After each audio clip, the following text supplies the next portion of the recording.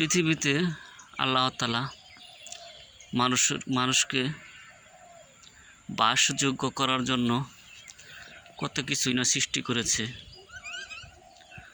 তার সকল সৃষ্টির মাঝে এই যে একটি সৃষ্টি, কাঁটাযুক্ত গাছ, তার মধ্যে কত সুন্দর ফুল ধরেছে।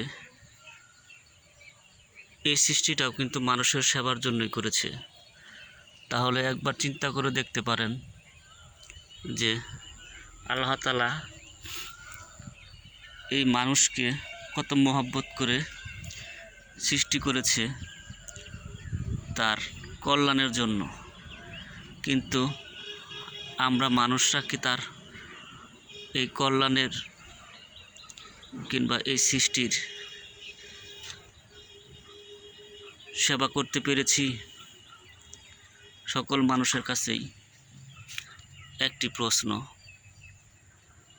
যে আল্লাহ তাআলার এই সুন্দর সৃষ্টির মানব কল্যাণের জন্য যা করেছে, আমরা কি সেই কল্যাণের কথা স্মরণ করে সেই সৃষ্টির শ্রেষ্ঠ হতে পেরেছি কিনা? সকল মানুষই বলে যাবেন যে আমরা কতটুকু সেই শ্রেষ্ঠত্বটা ধরে রাখতে পেরেছি, যার কারণে আমরা এই পৃথিবীতে শ্রেষ্ঠত্ব পেয়েছি।